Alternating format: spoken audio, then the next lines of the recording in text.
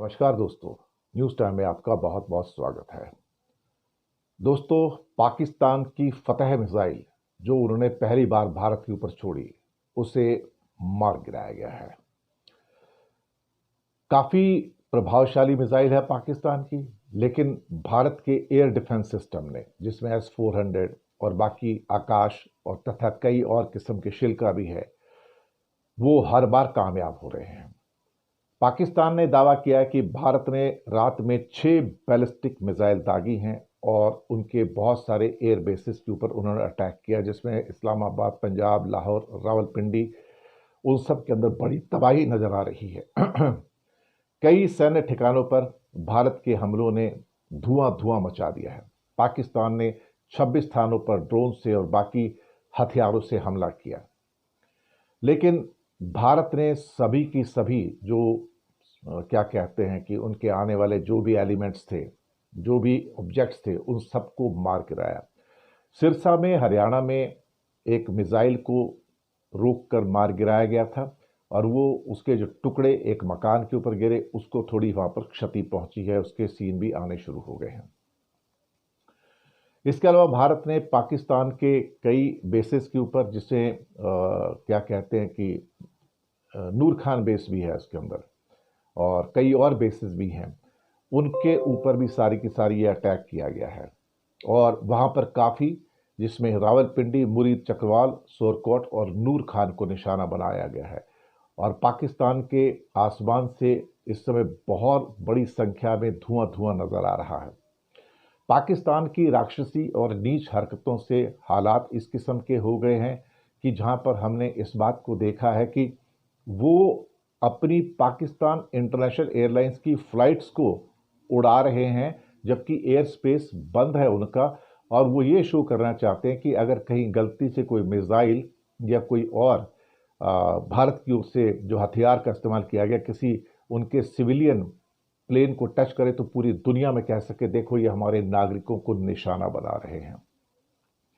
उनका दावा है कि भारत ने आज रात को 6 बैलिस्टिक मिसाइल का इस्तेमाल किया। पाकिस्तान का कहना है।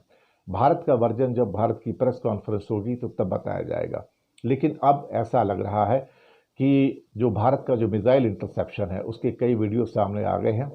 सिरसा क्षेत्र के ऊपर हरियाणा के अंदर पाकिस्तानी लॉन्ग रेंज मिसाइल्स को सफलतापूर्वक इंटरसेप्ट होते हुए दिखाया गया और लोगों को घरों में रहने की सलाह दी गई है। भारत के S-400, L-70, Zu-23 और शिल्का जैसे आधुनिक जो एयर डिफेंस के सिस्टम्स हैं, वो लगातार कामयाब होते चले जा रहे हैं।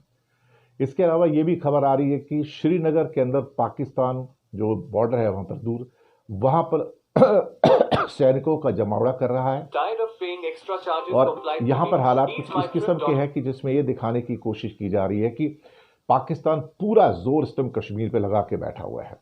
बाकी जगह पे जंग अभी नहीं छिड़ी हुई है। गुजरात बॉर्डर हो, राजस्थान बॉर्डर हो, पंजाब बॉर्डर हो, सिवाय ड्रोन के अभी लैंड मूवमेंट हमको कहीं नज़र नहीं आया कि टैंकों की, बख्तरबंद गाड़ियों का वॉर हो, अभी तक नज़र नहीं आया।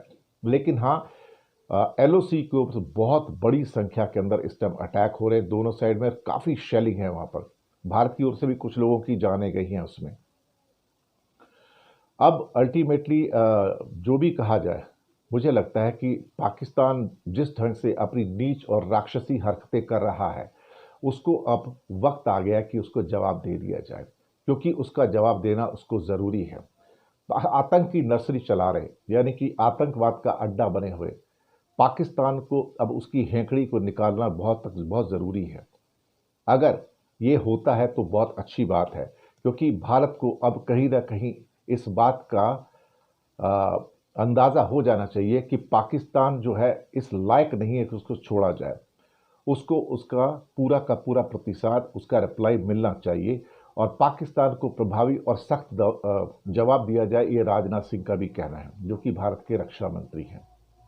उनका कहना है कि अब पूरा जवाब दीजिए और सख्त और दंडात्मक कार्रवाई होनी चाहिए, यानी कि उसको याद रखे और नानी याद आ जाए कि वो कर क्या रहा है। अब बहुत सारे देश जो उसका साथ दे रहे हैं, उसमें अमेरिका भी शामिल हो गया है पाकिस्तान का साथ देने वालों में, क्योंकि IMF अमेरिका के अंडर में आता है। एक तरफ अमेरिका जो है क्या है कि भारत का सगा बनने की कोशिश कर रहा है और दूसरी तरफ IMF के अंदर उसने पाकिस्तान के जो $1 बिलियन का लोन था उसको सैंक्शन कर दिया। तो पाकिस्तान का प्यार अमेरिका के लिए ख़त्म होता ही नहीं है।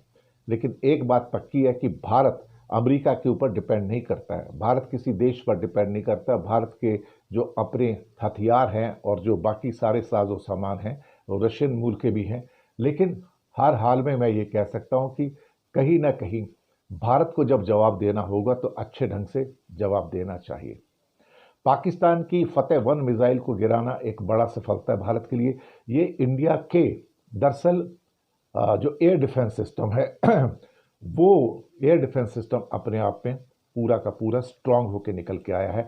जबकि भारत के ड्रोन्स और भारत की मिसाइल्स पाकिस्तान के अंदर खुलकर हमला कर रही हैं और उनको लहूलुहान कर रही हैं, लेकिन पाकिस्तान का एयर डिफेंस सिस्टम पूरी तरह से भारत ने ध्वस्त किया हुआ है। इसमें कोई भी संदेह वाली बात नहीं रह गई है।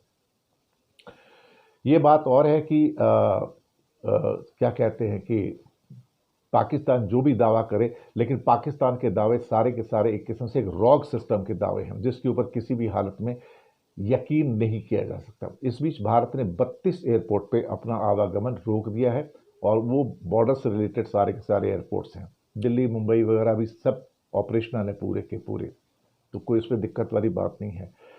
लेकिन अब बड़ी मिसाइलों के ऊपर ऐसा लगता है कि बात आती जा रही है और अभी तक भारत ने सिविलियन स्थानों पर कहीं भी हमला नहीं किया है। अभी तक सिर्फ जो मिलिट्री कैंप्स हैं उनके ऊपर इंडिया के हमले हो रहे हैं। बाकी जो चीज़ें निकल कर आएंगी उसके ऊपर हमें सारे दिन में गौर करना होगा कि हो क्या रहा है।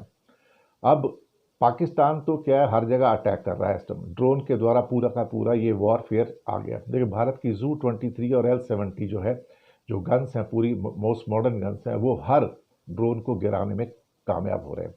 लेकिन पाकिस्तान को शायद अब सबक सिखाने का वक्त आ गया है, पूरा सबक सिखाने का वक्त आ गया है। अब आधा सबक नहीं, अब पूरा सबक करके उसको ध्वस्त कर दिया जाए और पाकिस्तान के टुकड़े टुकड़े कर दिए जाए। अब इस बात का वक्त आ गया है।